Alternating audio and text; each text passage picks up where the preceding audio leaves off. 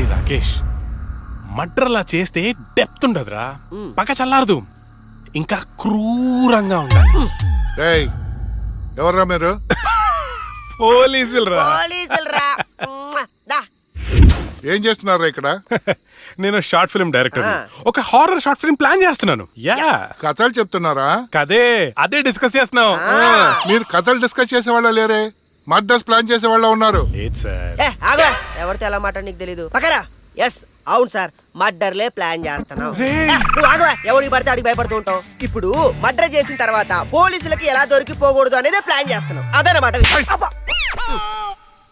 రై వీళ్ళని జీప్ ఎక్కించండి. ఒక లెక్కించడం దేనికి మీ అక్కం ఏంటి? నువ్వేంట్రా? నల్లగా నెట్టండా. ఇప్పుడు వీళ్ళుండి మనం రక్షించేవాడే లేడా? ఏమండి హారతి తీసుకో. ఆపే పూజలు. ఏమైందండి? వెళ్ళి తాకట్టు పట్టాల్సిన గోల్డ్ ఎక్కడో మర్చిపోయి వచ్చాను. అబ్బా, మీకు మతిమరుపు ఎక్కువైపోయిందండి. అసలు మీరు గోల్డ్ తీసుకెళ్లేదు, ఇక్కడే ఉన్నాయి. ఉండండి, తీసుకొస్తాను. ఏమే దాని గురించి వెళ్ళిపోయిందా? ఇవ్వండి. ఏంటో దాని గురించి ఆలోచించి ఆలోచించి తల పగిలిపోతుంది. రాత్రి తింటో లేదో. నాకసలే షుగరు బీపీ, ఎప్పుడు చేస్తానో నాకే తెలియదు ఈ టెన్షన్ తో.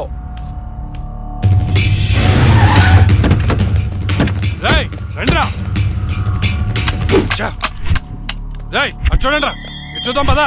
సరేనా అమ్మా, ఏమైంది? రాత్రి నువ్వు ఎక్కడికైనా బయటికి వెళ్ళావా? లేదే. ఏ? ఆ విషయం మీ నాన్నతో చెప్పు. ఏమైందమ్మా? నేను మీకు భారం అయిపోయానా? మీ గురించి ఆలోచించి ఆలోచించి మీ నాన్న ఆయుష్ తగ్గిపోతుంది. అబ్బా, నేనేం చేశాను? నాన్నా? అయ్యో నాన్నా. ఏమండి? నాన్నా ఏమండి?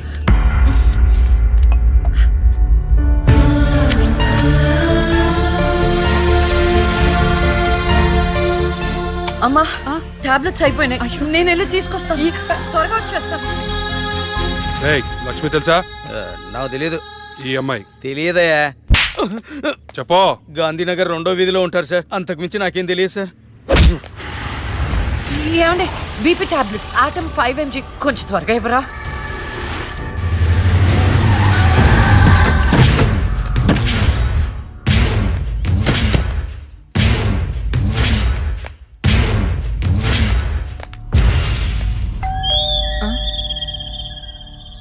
ఒక నిమిషం అండి. ఎవరండి?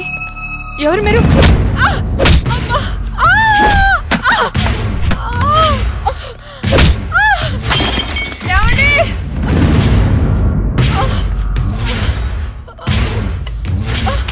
ఎక్కడే నీ కూతురు? ఎవరు మీరు? లక్ష్మి ఎక్కడా? ఏమండి? తులసి, ఏంటిది? ఏంటిది?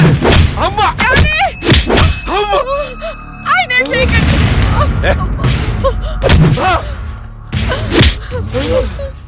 నీ కూతురు లక్ష్మి ఎక్కడా? మొన్న రాహుల్ని చంపింది, నిన్న నా తమ్ముని చంపింది. ఎక్కడా? తులసి!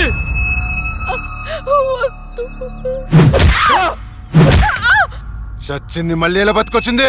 నేను నిజమే చెప్తున్నానండి, మమ్మల్ని చేయకండి. మా లక్ష్మి అప్పుడే చచ్చిపోయిందండి, మీరే కదా చంపేశారు. ఇప్పుడు మాతో ఉండేది నా రెండో కూతురు ప్రియా అండి. ప్రియా? అవునండి. ఏంట్రా నీ చెప్పేది? మాకు కవల పిల్లలు, అది ఫారెన్ లో ఎంఎస్ చేసి ఈ మధ్య ఇండియా వచ్చిందండి. ఏంటి ప్రభు? ఒక్క నిమిషం టైం ఇవ్వండి, ఒక్క నిమిషం ప్లీజ్.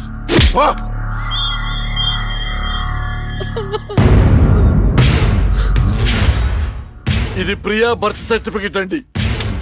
మీకు కావాలంటే లక్ష్మి డెత్ సర్టిఫికెట్ కూడా తెచ్చిస్తానండి.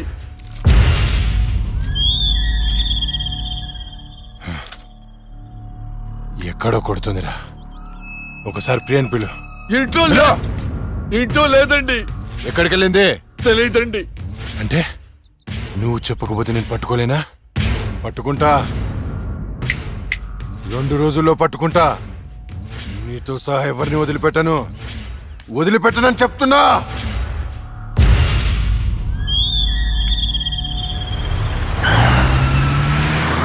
తులసి, అమ్మా నాన్న అమ్మకి ఏమైంది? అయ్యో అమ్మా, నాన్న హాస్పిటల్ తీసుకెళ్దాం.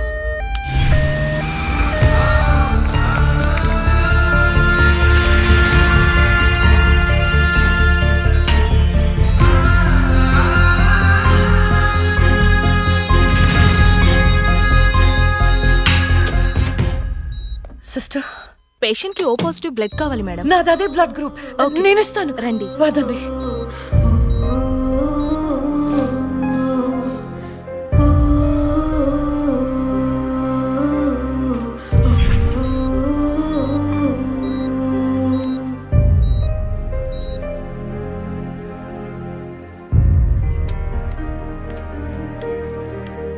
Lakshmi, nothing to worry, they are absolutely fine.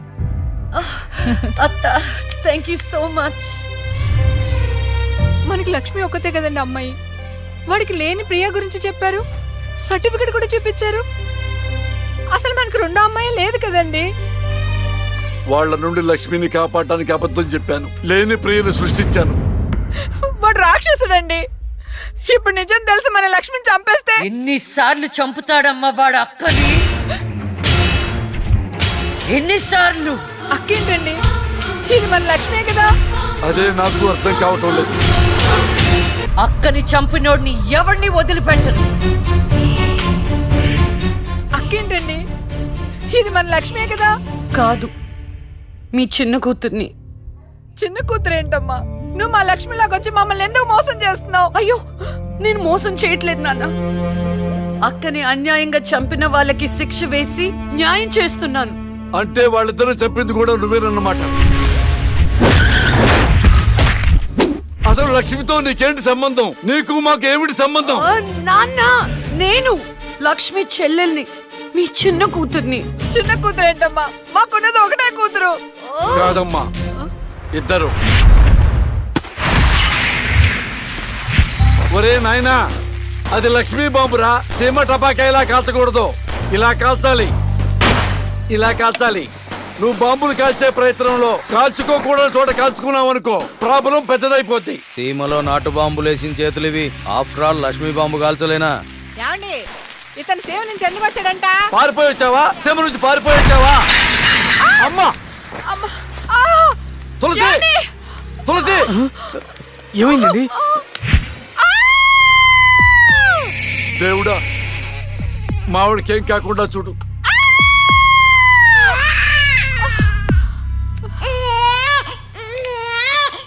ఏమయ్యా? డాక్టర్ గారు, షీఈ్ ఫైన్, తనకి ఏం కాలేదు. చాలా థాంక్స్ డాక్టర్ గారండి. కానీ నీకు ఆడపిల్ల పుట్టిందయ్యా. ఆడపిల్ల అయితే ఏంటండి, మా ఇంట్లో మహాలక్ష్మి పుట్టింది. కవల పిల్ల పుట్టారు. అమ్మా, దీపావళికి డబుల్ బోనం సార్. ఆడపిల్లలైతే ఏంటి సార్ సంతోషం, చాలా సంతోషం సార్. కానీ ఒక పాపనే మేము రక్షించగలిగాం.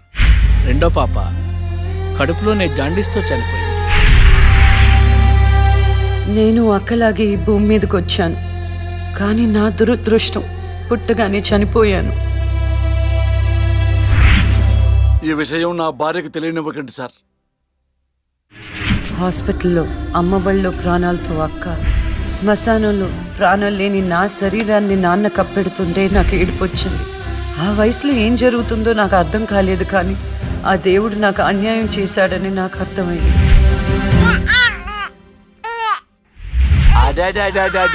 ఎంత బాగున్నావమ్మా తులసి. పాపత్సం నాలాగానే ఉంది.